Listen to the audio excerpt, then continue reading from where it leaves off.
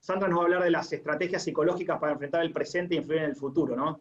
Cómo va a ser el después de esta cuarentena. Así que Sandra, todo tuyo y gracias por compartir tus conocimientos. Bueno, gracias Bernardo y gracias a BNI también por tener la oportunidad de poder estar hoy con ustedes, y gracias a una compañera de equipo, Vero Rosselló, que es la que hizo mi diseño de toda esta presentación, que ella es periodista y diseña páginas web. Así que mi agradecimiento para esa parte que desconozco y me resulta muy difícil. Bueno, el tema de hoy, ¿cómo va a ser nuestra vida cuando pase la cuarentena, ¿no? Mi hijo, que tiene 28 años, me preguntaba si yo alguna vez había vivido alguna situación así, en mi niñez, en mi adolescencia, y la verdad que no, ninguno de nosotros vivió una situación así, con este nivel de tragedia, ¿no? Uno por ahí, muchos lo han comparado con una guerra o con la peste en algunos otros momentos de la historia de la humanidad. Y en realidad es interesante esta pregunta que me hace mi hijo, porque si uno se pone a pensar en la cultura occidental, en realidad nos resulta muy difícil pensar en la mortalidad. En general parece que nuestra vida pasara en un sueño de felicidad eterna, y esta pandemia nos viene a despertar de ese sueño. Y esto nos produce un montón de sensaciones: perplejidad, extrañeza, tristeza, porque hay un duelo de algo que perdimos. Y ante estas situaciones, que en realidad siempre son como muy fuertes, muy traumáticas en muchos de los casos, esto saca lo peor y lo mejor de nosotros. Pero lo interesante es que en realidad podemos elegir de qué lado estamos. Y esto tranquiliza un poco. Uno puede elegir ejercer el control sobre nosotros mismos. Porque en realidad la pandemia también nos viene a enseñar algo, que siempre hay algo que podemos elegir. La pandemia es como un tsunami, no lo podemos elegir, pero sí podemos elegir en parte cómo nos va a afectar. Por eso acá vemos estas imágenes de cómo era nuestra vida, ¿no? Muy diferente a lo que era ahora. La próxima, por favor.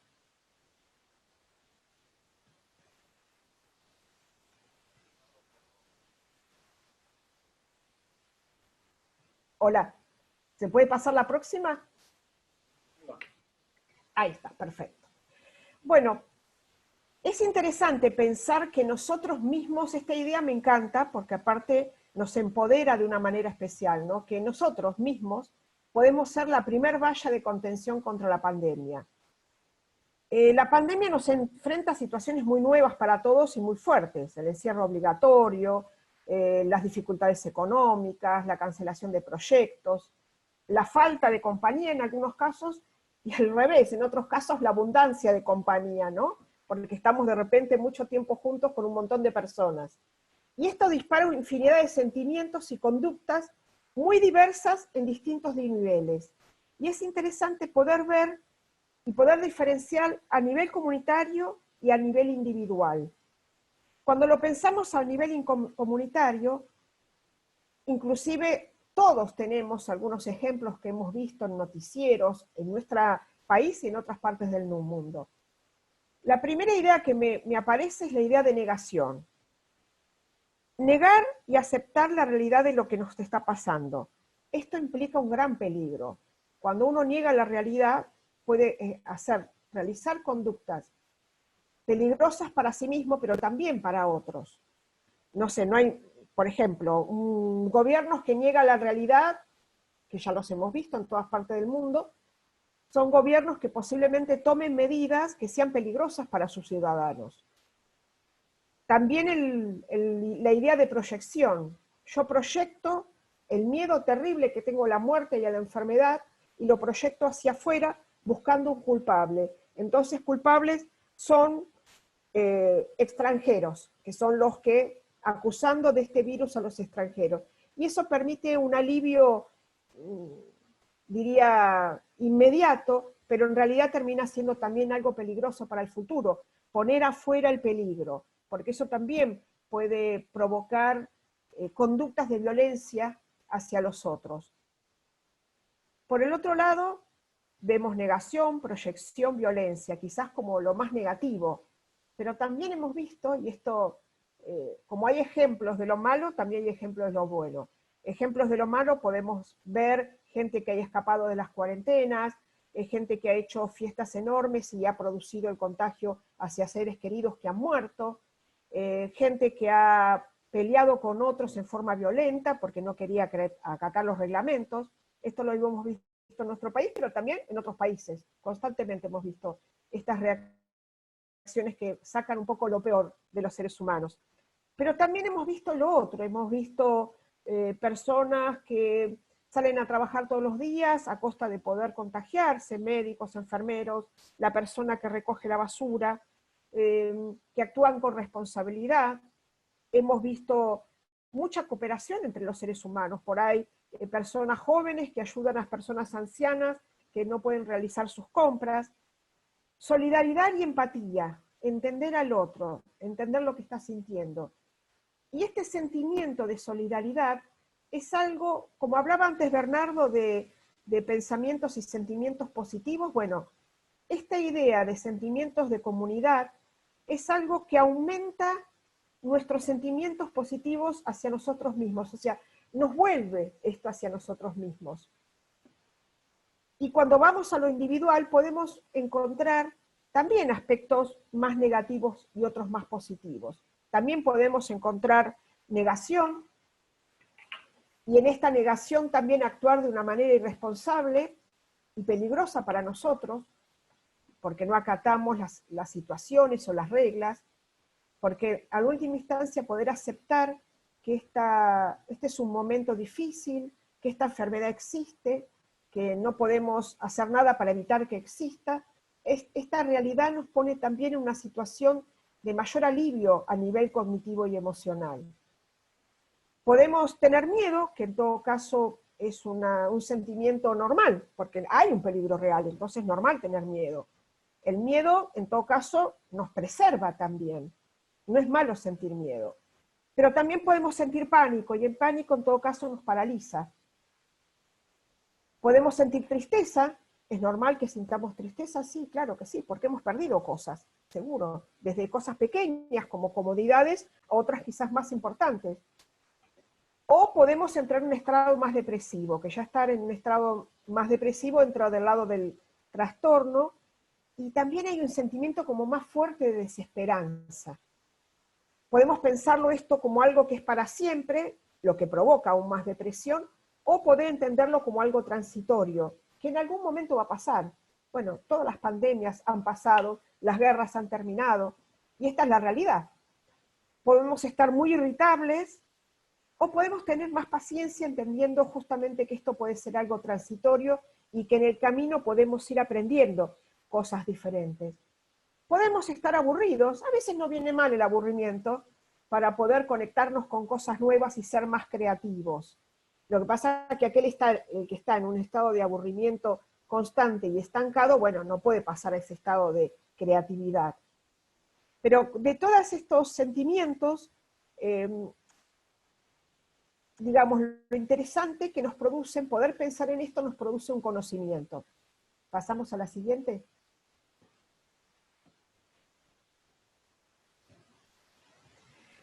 Esta imagen me encanta porque esta frase de conócete a ti mismo, seguramente muchos de ustedes la deben conocer, es una frase que está en el templo de Delfos, templo de Apolo en Delfos, en Grecia, y hace 2000 y pico de años, fíjense en ustedes qué sabios, los griegos.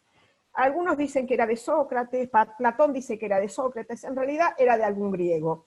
Y estaba escrita en oro, ahí arriba del templo, antes de la entrada del templo del dios de Apolo. Y esto es muy interesante, porque la gente, las personas en ese momento, entraban al templo para pedirle consejo al oráculo sobre qué hacer, cuáles podían ser sus acciones. Por ejemplo, si podían empezar una guerra o no, cómo les iba a ir. Pero lo que decían los dioses es que antes de entrar tenías que conocerte a ti mismo. Y esto implica mucha sabiduría. Para poder asumir cualquier tarea, para poder realizar cualquier acción que te conduzca a la gloria, tenías que primero conocerte a vos mismo. E inclusive una vez que se ingresaba al templo y se estaba en la sala donde estaba la diosa, la sibila, ¿no? se les decía en aquel momento, ella también estaba escrito en algún lugar de esa parte, de esa sala, que si te conoces a vos mismo vas a conocer el universo. Si te advierto quien fuera que seas, que deseas descender los arcanos de la naturaleza, que si no hallas dentro de ti tampoco podrás hallarlo afuera. Y en esto, si nos conocemos a nosotros mismos, nos podemos preguntar muchas cosas y potenciar a su vez nuestros propios recursos internos. Uno de los elementos que me interesa mucho recalcar es el tema de la resiliencia. Hoy en día se habla mucho de la resiliencia y muchas veces nos preguntamos, ¿tengo yo de eso o son los demás resilientes? Entonces, vamos a hablar un poquito de lo que es la resiliencia para saber si tenemos de eso o si podemos conseguirla, si la podemos comprar, ¿no? Si no la tenemos.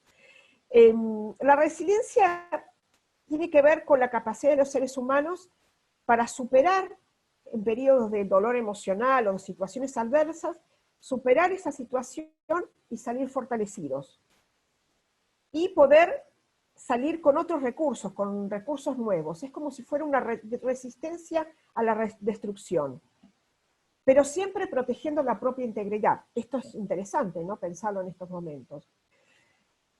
Posiblemente muchas personas tengan algunos de estos atributos ya más fácilmente, porque hay una parte de temperamento, otra parte de las experiencias infantiles y de las experiencias que se tienen más adelante, que forman parte de esta capacidad que podemos tener de resiliencia. A algunas personas posiblemente les salga más naturalmente, a otras no, quizás tendrán que trabajar algunos aspectos, pero menciono algunos datos y atributos sobre la resiliencia. El autoconocimiento, la posibilidad de autoconocimiento, la autoestima, la empatía hacia el otro, la capacidad de autonomía, de flexibilidad, la capacidad de sociabilidad, de perseverancia, de optimismo, de tolerancia a la incertidumbre. De todas estas cosas que mencioné, seguramente muchos de ustedes deben tener estos atributos. Quizás no los tienen muy trabajados, quizás algunos están un poco dormidos, pero se puede adquirir y poder trabajar sobre eso que quizás está un poco dormido. Y qué mejor oportunidad que esta en la que estamos, para trabajar sobre esos aspectos que quizás están un poco dormidos en nosotros, o ni siquiera sabemos que los tenemos. Por eso, una manera también de poder conocernos a nosotros mismos y potenciar nuestros recursos, tiene que ver con pensar, con indagarnos en cómo viví otras situaciones difíciles de mi vida. Por ejemplo, divorcios, duelos, debacles económicas, enfermedades propias o de otros familiares, situaciones fuertes que nos han puesto ante también otra diversidad distinta. ¿Qué recursos utilicé en ese momento? Me puedo preguntar. Quizás son recursos que me sirvieron, quizás son recursos que puedo volver a utilizar y decir, yo tengo esto. Yo puedo decir, soy esta y tengo esto. Quizás esos recursos no me sirvieron mucho, entonces tengo que estar atento para ver qué hacer ahora, o si tengo que hacer una consulta porque realmente me siento muy mal. Otra de las situaciones que tiene que ver con conocernos a nosotros mismos, tiene que ver en esta circunstancia de mantener nuestro cuerpo y nuestra mente activos. Poder planificar nuestro día a día, bueno, tener un tiempo para comer, un tiempo para dormir, un tiempo para trabajar, un tiempo para hacer alguna actividad creativa, inclusive alguna actividad que nunca hayamos hecho y siempre quisimos hacer, o algo que se nos ocurre ahora. Esto es muy importante para poder tener la parte cognitiva en alerta y poder tener mayores recursos a nivel cognitivo. Otro de los recursos que podemos utilizar es la de gestionar los pensamientos obsesivos. A ver, a veces la sobreinformación y estar constantemente pensando en este tema de la pandemia nos coloca en una situación abrumadora con respecto a nuestros propios pensamientos. De todas formas, pensar que no tenemos que pensar no es una buena idea, porque en realidad nuestra mente lo que hace es, se encarga de recordarle que tenemos que pensar, en realidad pasa todo lo contrario. Entonces ahí creo que los orientales son muchos más sabios con esto de la meditación y de concentrarnos en los temas que queremos, pero primero dejando pasar a aquellos, dejar que se vayan, analizarlos y dejar que se vayan, pero no obsesionarnos con eso, no tener que proponernos dejarlos. Entonces creo que en eso ellos son mucho más sabios que nosotros. Después otro recurso es el cuidado de las relaciones personales. Esto es un tema muy interesante, ¿no? Porque estamos pasando, uno puede estar solo, pero puede estar muy acompañado en su domicilio. Entonces estamos pasando mucho tiempo con las personas que amamos, con las personas que son parte de nuestra vida. Quizás puede haber situaciones de roce, ¿sí? Por eso la paciencia acá tiene que ser uno de los elementos principales de nuestra vida, pero quizás al estar tanto tiempo con alguien, descubramos algo que no conocíamos de esa persona. Por ejemplo, pensemos en nuestros hijos. Quizás vamos a estar más tiempo jugando con ellos, viéndolos jugar, viéndolos accionar en el hogar, y quizás descubramos algún valor, algo que ni sabíamos que uno de nuestros hijos tenía. Y esto también cambia nuestra relación con ellos. Y decimos, mira vos, Pedrito tiene tal o cual valor, tal cualidad que yo lo desconocía. Y quizás mi relación con esa persona también cambie, en el buen sentido. Y después, por último, aceptar nuestra propia compañía. Este es un tema, yo creo que dificilísimo, pero no solamente para estos momentos de situaciones así más catastróficas, pensando en la pandemia, sino para toda nuestra vida. Poder aceptar nuestra propia compañía es uno de los temas más difíciles, y yo creo que en realidad nos pasamos nuestra vida tratando de tramitar nuestra propia soledad. Estar con nosotros mismos, poder tolerarnos, poder encontrarnos con aquello que nos da miedo, con aquello que no nos gusta de nosotros mismos, es difícil, siempre tenemos un poco de miedo, porque en realidad estar con nosotros mismos es conectarnos con esa verdad que quizás no nos gusta demasiado. Nos conecta con nuestra historia, con nuestro pasado, con nuestro presente, y también con lo futuro, porque nos conecta con aquello que queremos ser. Aceptarnos teniendo una mirada más amorosa sobre nosotros mismos, quizás también es otro recurso que tenemos que poder pensar en este momento. La siguiente, por favor. Bueno, este es un tema del que se habla mucho, ¿no? Evitar la sobreinformación, no estar mirando tanta información todo el día. Pero, ¿por qué? ¿Por qué debemos seleccionar la información? Creo que en la medida que más lo podamos entender, mejor lo vamos a poder gestionar. ¿Qué es la sobreinformación? Recibimos constantemente un montón de información que nuestra mente no tiene la capacidad de procesar. Si estamos mirando noticieros o mirando internet con todas las noticias sobre la pandemia, sobre la situación económica, es imposible de procesar tanta información, no tenemos tiempo real para poder hacerlo. Y tenemos que elegir entonces, porque esto nos causa muchísimo malestar si nosotros no gestionamos esa información.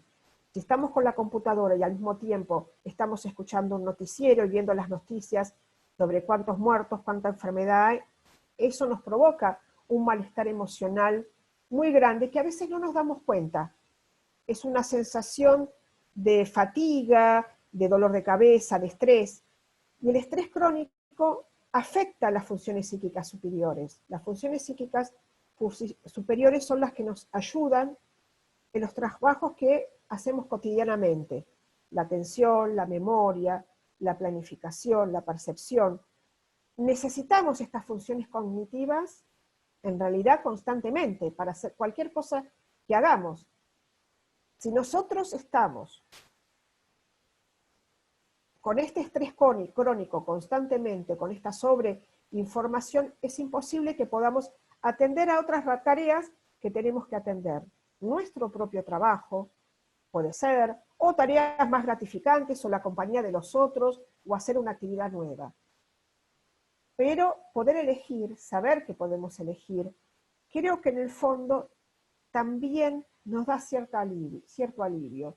Y al principio hablábamos de poder nosotros tener una conducta activa con respecto a todas estas cosas que nos pasan y que nos abruman. Con respecto a la información, tener una conducta activa, ¿qué es? Elegir. Simplemente eso. Elegir qué información voy a dejar que entre en este nivel, en mi función psíquica superior. Elegir la información que más confiable para mí, elegir en qué momento del día lo voy a hacer. Entonces, esto nos da un control sobre nosotros mismos y sobre los efectos que decíamos al principio de todo que podía haber sobre nuestro psiquismo. La siguiente, por favor. Y a esto que hablábamos recién en general con respecto a la información y al estrés y al miedo, se agregan otras situaciones que tienen que ver con el área de lo laboral. El trabajador que sale de la casa, porque su actividad está dentro de lo que son las actividades esenciales, se le agregan otros disparadores de estrés y de angustia. Por ejemplo, el miedo al contagio y llevar la enfermedad a su casa, porque va a estar en contacto con otras personas en su lugar de trabajo. La necesidad de medidas extremas de seguridad en su trabajo también es una sobrecarga, ya sea la falta de ellas, porque se preocupa más, o el tener que hacerlas, porque también se suma a las actividades que ya tiene por su propio trabajo. Cambios en las condiciones laborales, en este momento sabemos que hay muchos cambios que también producen un montón de síntomas como estrés, fatiga, enfermedades psicosomáticas. Después también nos encontramos con el trabajador que hace home office. En apariencia esto parece muy rosa, pero no es tan rosa como parece. En realidad, por supuesto, están más cómodos, hay menos peligros de ser contagiados, pero también en nuestro psiquismo se producen un montón de situaciones que también generan situaciones de fatiga o estrés. Primero, por ejemplo, algunas podemos mencionar, no son todas, por supuesto, ¿no? Dificultades para concentrarse porque no se encuentra en un ambiente propicio. Aquel que vive en un lugar muy chiquito, rodeado de mucha gente, difícilmente pueda rendir en su trabajo y pueda concentrarse con niños que corren por todos lados, personas que abren y cierran puertas. También se produce otra situación porque las empresas hasta el momento no estaban tampoco muy alineadas con esta situación del trabajo en la casa. Entonces quizás no tenían las tareas muy planificadas. Entonces a veces la empresa no sabe muy bien qué tareas darles al empleado y el empleado no sabe muy bien cómo planificar su día respecto a estas tareas. También se da con respecto a la salida del trabajo, la gente que salía hasta ese momento al trabajo tenía compañeros del trabajo con los que además de tener una relación laboral, también había una relación de empatía. Por lo tanto, aquella persona que vive sola en su casa, que se relaciona en lo laboral solamente con la actividad que tiene que hacer sin tener esos encuentros más sociales con sus compañeros, que son parte de un día laboral, tomar un café, tener una charla en la cocina de la oficina, hablar de otras cosas que no tengan que ver con el trabajo, se le hace muy difícil a la persona que vive sola. Entonces se le agrega aún más algunas cuestiones que tienen que ver con el estrés, con el embotamiento, la falta de rendimiento, mayor estado de tristeza, algunas veces llegando a la depresión. Por eso por ahí es importante que las personas que les puede pasar esto tengan algún tiempo de su jornada laboral para tener unos 5 o 10 minutos para hablar con sus compañeros de otras cosas que no tengan nada que ver con el trabajo. Pasamos a la siguiente, por favor. Bueno, y relacionado con todo lo laboral, en general, con la vida en general, pero con lo laboral en particular, hay un tema que a mí me apasiona, que es el tema de la responsabilidad social. El tema de la responsabilidad social tiene que ver cómo las empresas, las instituciones, pueden hacer intervenciones que tengan que ver con acciones positivas, en este caso en relación a la salud psíquica de los trabajadores. El buen funcionamiento de las empresas, ahora y antes también, no es solamente ahora, siempre dependió de la salud física y psicológica de sus empleados. Porque en realidad, si lo pensamos, esta es una manera de integrar el negocio a lo que luego se devuelve a la sociedad como responsabilidad social. Yo creo que es una buena estrategia de negocios querer un mundo mejor, porque uno realiza una buena acción sobre la comunidad, que en este caso sería la comunidad de los empleados, de los trabajadores, que se vuelve también sobre uno mismo, sobre la empresa, porque en realidad los empleados, si están mejor los empleados, también va a estar mejor la empresa. La buena salud mental hace que las personas materialicen su mejor potencial, con respecto a sí mismos y también con respecto a la comunidad. Pueden trabajar de manera productiva y hacer aportaciones solidarias a la comunidad. ¿Cómo lo pienso en relación a las empresas en este momento donde en realidad todo es online?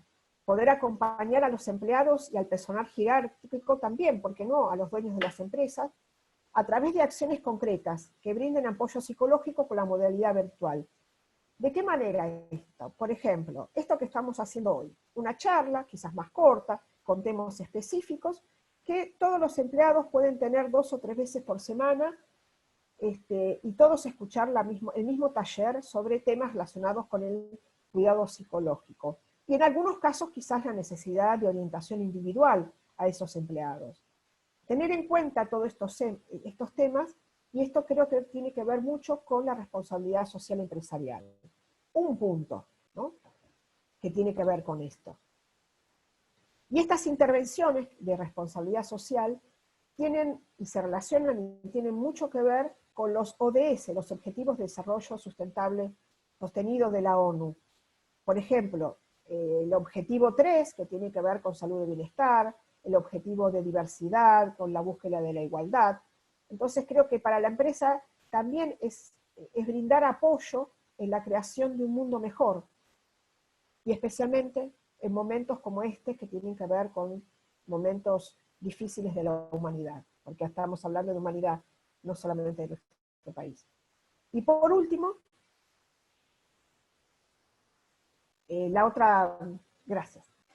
Bueno, volviendo al principio, ¿no?, me gusta pensar, yo les decía que mi hijo de 28 años me había preguntado si yo había vivido algún momento así, y la verdad que no. Y esa pregunta, como siempre los psicólogos volvemos al principio, ¿no?, y asociamos, no me la voy a perder, soy psicóloga, así que lo voy a seguir haciendo, pero en realidad tiene que ver porque nuestra vida no es lineal. No es que es una cosa detrás de la otra. Nuestra vida no es lineal y a veces tenemos que ir para atrás para poder ir para adelante. Entonces esto que mi hijo me preguntó me hizo pensar mucho en el momento único, trascendental que estamos viviendo de humanidad. Y lo pensé desde un lugar épico, ¿no? Estamos en un momento épico, donde es necesario el coraje, la fuerza, el esfuerzo y el heroísmo. En donde ponernos en esta situación, a mí me pasó que al pensarme desde ese lugar, me dio una sensación de algo muy positivo y de mucha fuerza. Y quizás necesitamos estos pensamientos positivos para enfrentarnos a otras situaciones que quizás son negativas. Y podemos elegir ser protagonistas, como decía durante toda esta charla, eligiendo, conociéndonos, viendo qué podemos hacer para ayudarnos a nosotros mismos y ayudar a los otros. Estas situaciones de solidaridad de las que estuvimos hablando tienen que ver con vivir este momento épico, con ese momento de esfuerzo, pero también de coraje y de decisión. Y cuando pensaba en un héroe épico, pensaba en ¿qué era un héroe épico? Bueno, es aquel que tiene una actitud de valentía frente a la adversidad, recuerden lo que hablamos de la resiliencia, que muestra un comportamiento excepcional en algún sentido, no necesariamente tiene que ser con una espada, pero sí tiene que ser un comportamiento distinto quizás a lo que veníamos haciendo, o encontrar en nosotros algún comportamiento especial que tenga algún sentido. Y este es el valor, encontrar en nosotros mismos ese valor distinto que nos hace ser héroes. Y si nosotros podemos encontrar en nosotros mismos ese valor, eso que nos distingue, eso nos da una fuerza y nos hace convertirnos en héroes y sentir que este momento épico que estamos viviendo vale la pena. Cada persona se enfrentará a aquello que le resulta difícil.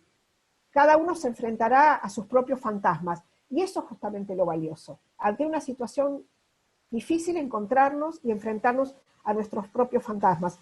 Y sacar valor de lugares que ni esperábamos. Entonces todos podemos ser héroes. Bueno, y espero que cada uno de ustedes encuentre ese valor y ese valor, eso que nos diferencia y que nos hace tener ese coraje. Bueno, muchas gracias a todos. Buenísimo. Buenísimo, Sandra. Muchas gracias por tu exposición. Ahora, si te parece, abrimos a preguntas y respuestas de los asistentes. Sé que genera incertidumbre cuántas personas estamos en este momento, más o menos somos 35 personas en este webinar. Me gustaría arrancar a mí con una pregunta, perdón el atrevimiento de preguntar primero, pero digo, ¿cuánto? Porque yo creo que en este momento lo que más a veces nos afecta es la incertidumbre de no saber si estamos en cuarentena 1 mes, 2 meses o cuánto. ¿Qué estrategias vos pensás que son como importantes a la hora de manejar esa incertidumbre? Creo que lo que más nos afecta es no saber cuándo muchos de nosotros vamos a salir de nuestras casas. Hola, ¿sí se escucha? ¿Me escuchás o no? Sí, te escucho, sí. ¿Se escucha? ¿Yo? Sí, se escucha, se escucha. Sí, justamente los seres humanos en general nos cuesta mucho manejarnos con la incertidumbre. Constantemente necesitamos certezas para todas las cosas y esta necesidad de certeza hace que cuando estamos en una situación de incertidumbre, no sabemos cómo manejarla, nos provoca quizás hasta un estado de embotamiento, de preocupación, de pensamientos obsesivos. Entonces creo que primero con la información, la mejor manera de gestionar esto es la información, y el poco a poco, ponernos como proyectos de 1 semana, 2 días, de 3 días, no el pensar, bueno, dentro de 15 días va a terminar la cuarentena, no lo sabemos, entonces me parece que tenemos que proyectar plazo. Y ustedes me dirán, pero 15 días es muy corto plazo. No, yo les diría 1 o 2 días. Mañana voy a hacer esto. Pasado mañana voy a tener tal reunión. Entonces, esa es la única manera de enfrentarnos a esto. El conocimiento, el ver también, fomentar la paciencia y el planificar a muy corto plazo. Porque lo demás no lo podemos manejar. O sea, controlar lo que podemos, que es a nosotros mismos, no aquello que no podemos decidir. Y pensar mucho en la idea de lo transitorio y lo para siempre. Esto indefectiblemente la historia nos ha demostrado que no es para siempre, es transitorio. Muchas gracias. A todos los que están presentes, si quieren pueden levantar la mano y les habilito el micrófono para hacer una pregunta, o si no, canalizan su pregunta en el lugar que dice preguntas y respuestas, o cuya, depende del idioma que tengan el Zoom. Una pregunta que nos hacen es, hay muchas las personas que están acá que tienen empleados, tienen gente a cargo. ¿Cómo pensás, qué cosas se pueden hacer en la cotidianidad para apoyar a esos empleados o colaboradores que tenemos en nuestro trabajo?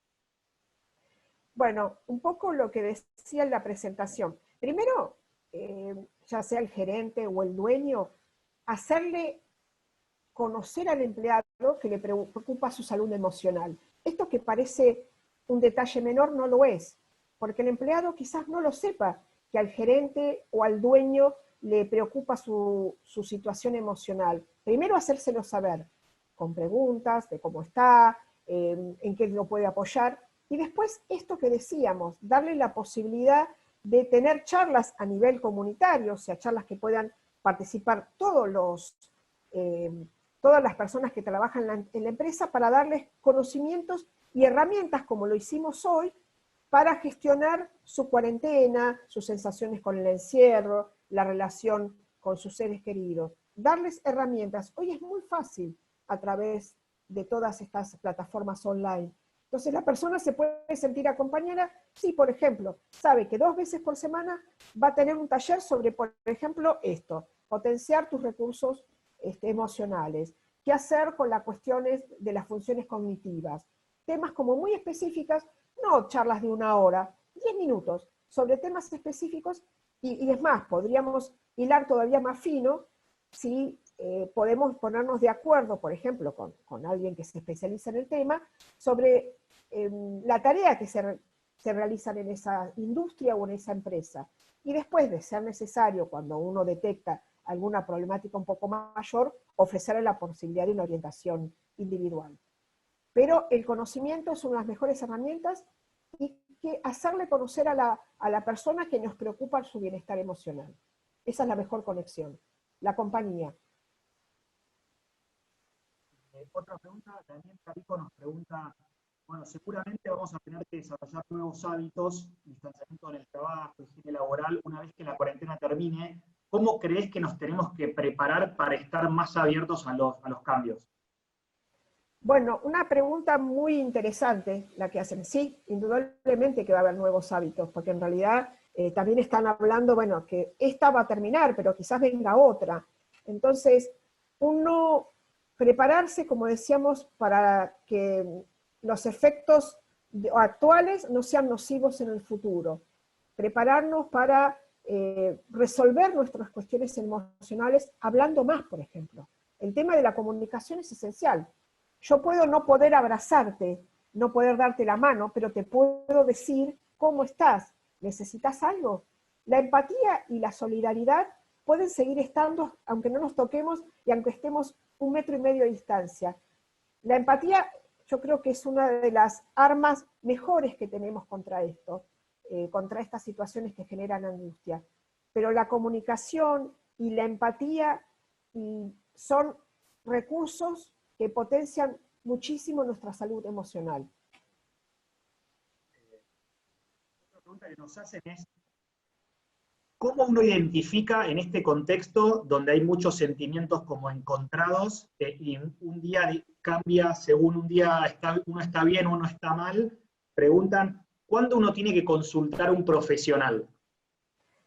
Bueno, muy buena pregunta. Vieron que yo hacía un cuadro donde ponía quizás la contraparte, ¿no? Miedo como normal, pánico, tristeza, depresión.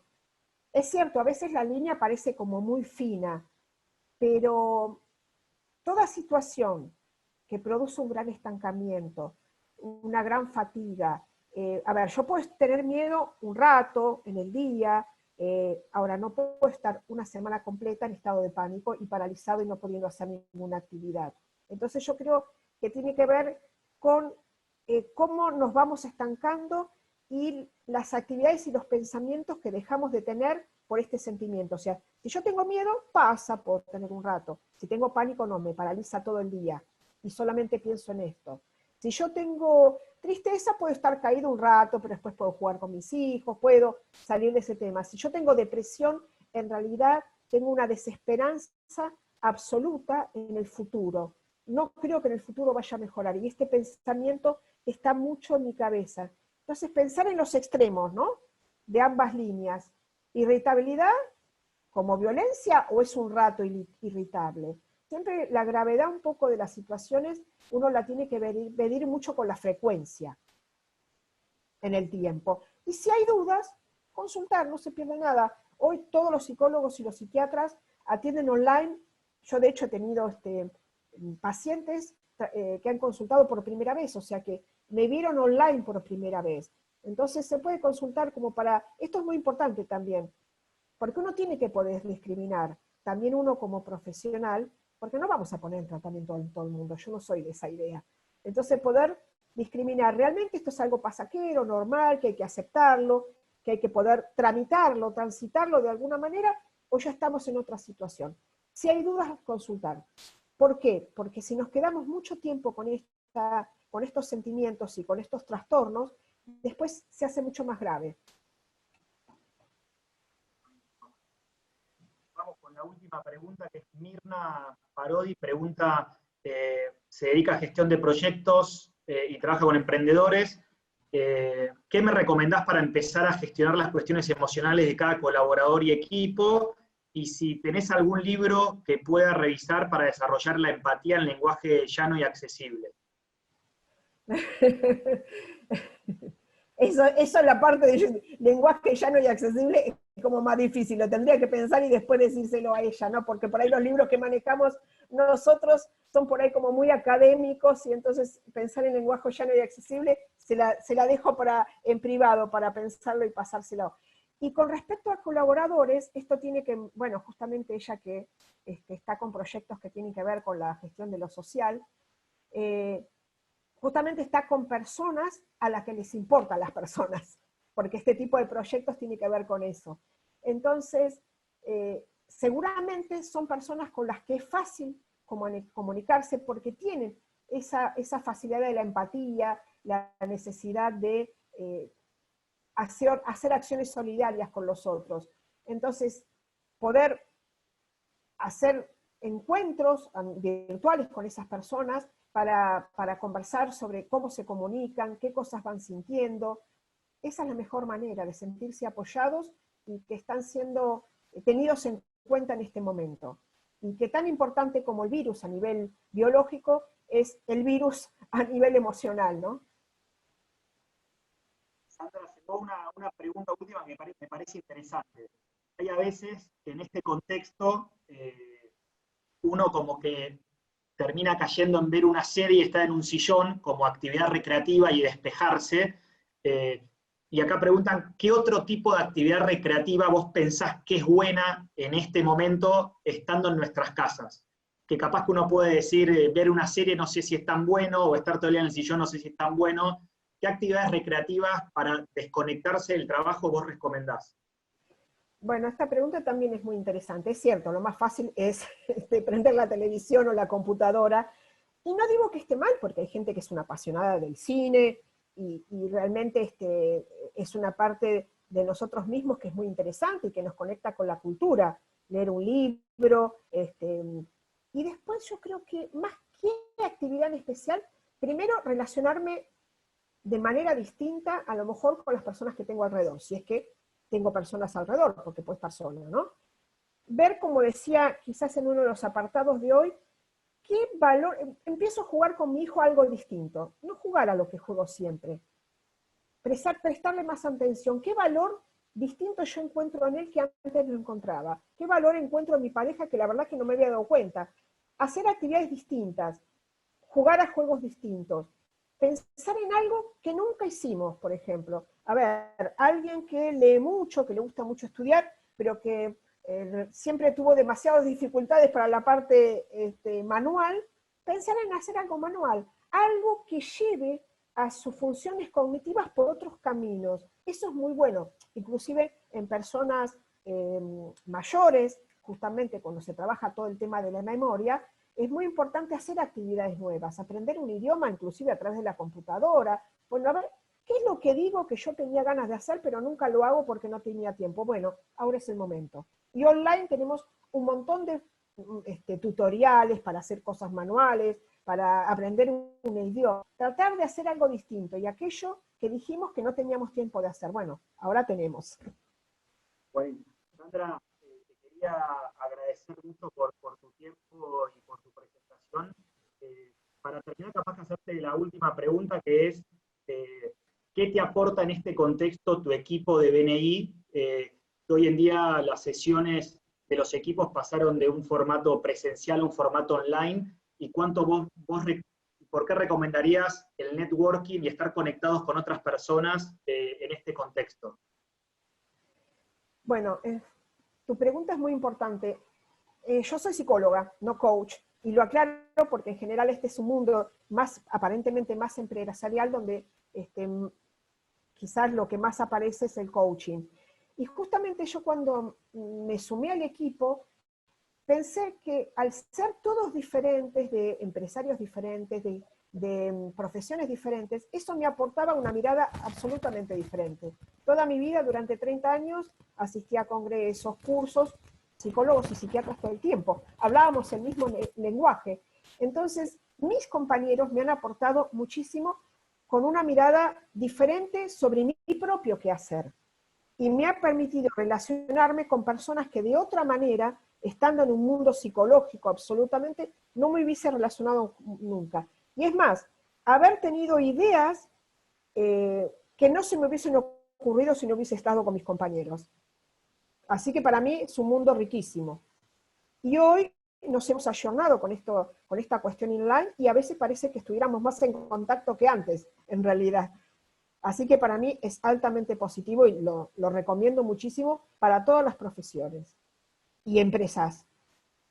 Buenísimo, Sandra. Bueno, muchas gracias por tu tiempo. Y bueno, y a las personas que no conocen PNI, le va a estar llegando un mail donde si están interesados en conocer alguno de los equipos, son más que bienvenidos. Así que bueno, agradecerles a todos por haber asistido, especialmente a vos,